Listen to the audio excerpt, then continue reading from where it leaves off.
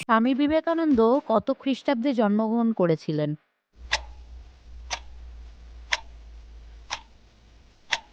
1863 খ্রিস্টাব্দ, 12ই জানুয়ারি। দিনটি ছিল সোমবার। স্বামী বিবেকানন্দের পিতা ও মাতার নাম কি?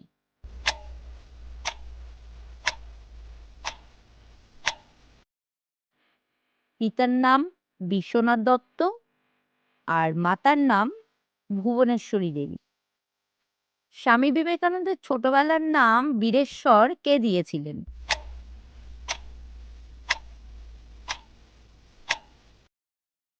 স্বামীজির মা ভুবনেশ্বর দেবী।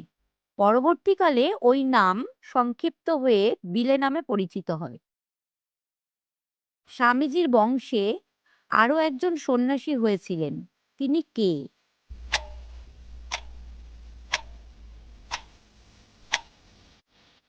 দুর্গাপ্রসাদ দত্ত। তিনি ছিলেন স্বামীজির ঠাকুরদা।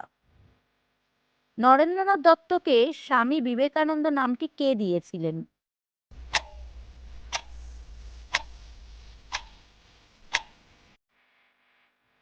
ক্ষেত্রীর মহারাজা অজিত সিং। স্বামীজির দিদির নাম কি?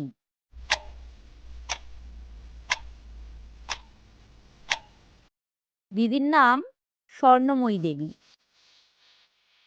স্বামীজির প্রথম সন্ন্যাসী শিষ্য কে হয়েছিলেন?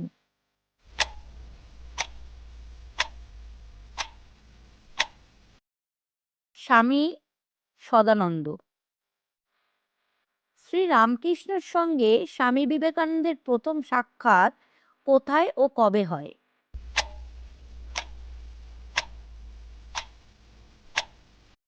1881 খ্রিস্টাব্দে কলকাতা সুরেন মিত্রের বাড়িতে স্বামী বিবেকানন্দের সঙ্গে শ্রীরামকৃষ্ণের প্রথম সাক্ষাৎ হয়।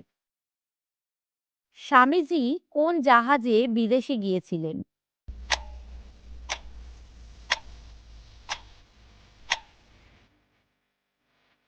পেনিনসুলার নামক জাহাজে।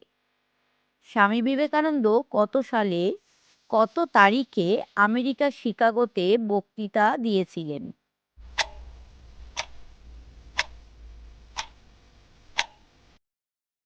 1893 সালের 11ই সেপ্টেম্বর আমেরিকার শিকাগো আর্ট ইনস্টিটিউটে বক্তৃতা দিয়েছিলেন।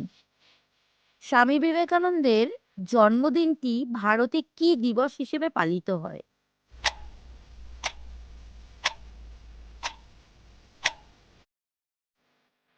জাতীয় যুব দিবস।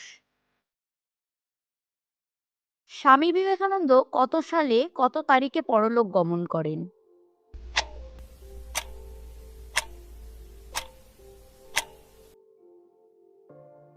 স্বামীজি 1902 সালের 4 জুলাই বেলুড় মঠে পরলোক গমন করেন।